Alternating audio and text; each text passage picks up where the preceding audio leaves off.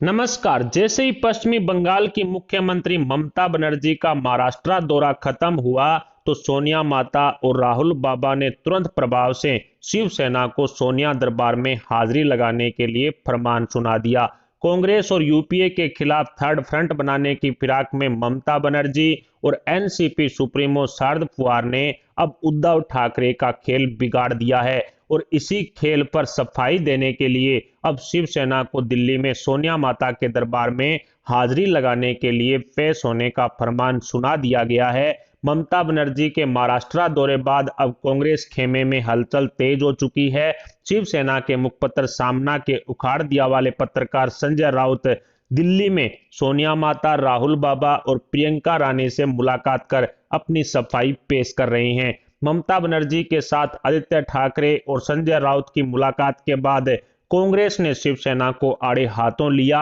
और महाविकास अघाड़ी गठबंधन सरकार से समर्थन वापस लेने की धमकियां देनी शुरू कर दी, जिसके बाद उद्धव ठाकरे की मुश्किलें बढ़ती हुई दिखाई दी और तुरंत प्रभाव से शिवसेना के मुखपत्र सामना में थर्ड फ्रंट बनाने का समर्थन करने पर शिवसेना की तरफ से माफीनामा छापा गया और थर्ड फ्रंट को ठुकराकर, या यूं कहें कि एनसीपी प्रमुख शरद पवार के सपनों को ठुकराकर शिवसेना ने यूपीए और कांग्रेस का गुणगान करना शुरू कर दिया, जिसके बाद कांग्रेस और एनसीपी दोनों ही खेमों में हलचल तेज हो चुकी है। उद्धव ठाकरे के तोते संजय राउत ने सोमवार को दिल्ली पहुंचकर के सोनिया माता के दरबार में हाजिरी लगाई और सोनिया माता के साथ लंबी मुलाकात की। आज मंगलवार को राहुल बाबा के दरबार में हाजिरी लगा करके संजय राउत राहुल बाबा को ही अपना नेता बताने का गुणगान करेंगे। तो कल बुधवार को प्रियंका गांधी वाड्रा से मिलकर कांग्रेस को खुश करने की कोशिश है वो संजय राउत करेंगे, ताकि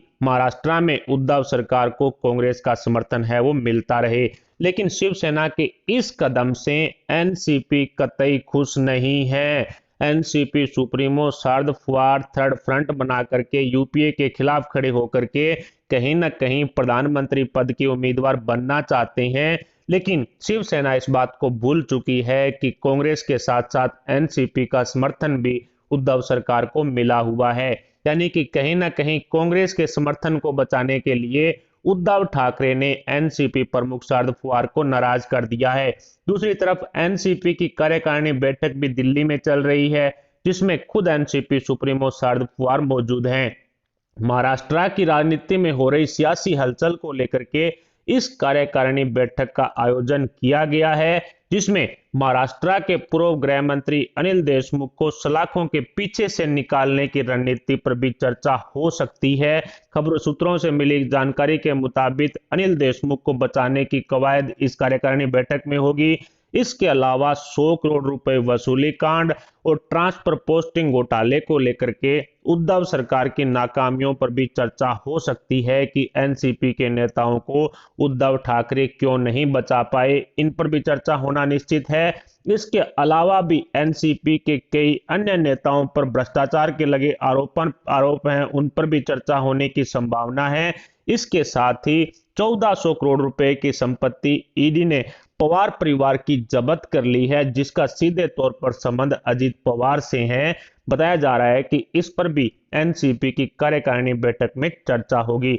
ऐसे में कहा जा सकता है कि एनसीपी की दिल्ली में चल रही कार्यकारिणी बैठक में महाराष्ट्र की राजनीति में हो रहे लगातार सियासी हलचल को लेकर के मंथन होना निश्चित है। दिल्ली में बैठकर एनसीपी सुप्रीमो शरद पवार अपने नेताओं को, अपने भ्रष्ट मंत्रियों को बचाना चाहते हैं। केंद्रीय जांच एजेंसियों की जांच से बचने के लिए, जांच की रफ्तार को कम करने के लिए शरद पवार किसी भी हद तक जाने के लिए तैयार हैं। और इसी सिलसिले में खबरें तो कई तरह की आ चुकी है कि एनसीपी सुप्रीमो शरद पवार लगातार बीजेपी नेताओं के संपर्क में हैं, अमित शाह के संपर्क में हैं और कहीं ना कहीं केंद्रीय नेताओं से मुलाकात कर एनसीपी सुप्रीमो शरद पवार इन जांच एजेंसियों की रफ्तार है वो कम करना चाहते हैं। लेकिन बताया जा रहा है कि बीजेपी इसमें बिल्कुल भी इंटरेस्टेड नहीं है, क्योंकि नारायण राणे पहले भी कह चुके हैं कि मार्च 2022 तक महाविकास अघाड़ी गठबंधन सरकार गिरेगी, क्योंकि इनके जो भ्रष्ट मंत्री हैं, इनके जो भ्रष्ट नेता हैं, इनके जो भ्रष्ट विधायक हैं, उन पर केंद्रीय जांच एजेंसियां अपनी जांच की रफ्तार तेज करेगी तो इनका जेल में जाना फिक्स है। और ऐसे में उद्धव सरकार की सारी पोल पट्टी खुलने के बाद उद्धव सरकार का गिरना भी तय है और मार्च 2022 तक नारायण राणे के अनुसार भारतीय जनता पार्टी महाराष्ट्र में सरकार बना लेगी। ऊपर से सोमवार को सुप्रीम कोर्ट की तरफ से परमबीर सिंह को लेकर के जो आदेश दिए गए हैं सीबीआई जांच को लेकर के, उससे उद्धव सरकार में ही नहीं बल्कि पूरी की पूरी अघाड़ी गैंग में हड़कंप मचा हुआ है। जी हां दोस्तों, उद्धव सरकार को साफ जो आदेश सुप्रीम कोर्ट की तरफ से दिया गया है कि परमबीर सिंह पर जो भी आरोप लगे हुए हैं, 5-6 जो केस उनके खिलाफ दर्ज किए गए हैं, उन सभी केसेस को सीबीआई को हैंड ओवर कर देना चाहिए। यानी कि सीबीआई ही अब परमबीर सिंह के 5-6 जो भी केस हैं उनकी जांच करेगी, जिससे उद्धव ठाकरे के हाथों या फिर कह सकते हैं कि महाविकास अघाड़ी गठबंधन सरकार के हाथों परमबीर सिंह है वो निकल जाएगा और उसके बाद परमबीर सिंह उद्धव और अघाड़ी गैंग की पूरी के पूरे राज खोल करके सीबीआई के सामने रखेगा, जिससे उद्धव सरकार की मुश्किलें बढ़ेगी या कह सकते हैं कि वसूली गैंग के कई और नए चेहरे भी सामने आएंगे और इन भ्रष्टाचारी चेहरों से जो पर्दाफाश होगा उससे उद्धव ठाकरे की सरकार गिरना भी तय है। और शायद यही कारण रहा कि नारायण राणे जो बीजेपी नेता और केंद्रीय मंत्री हैं, उनकी तरफ से साफ कहा गया कि मार्च 2022 तक महाविकास अघाड़ी गठबंधन सरकार गिरेगी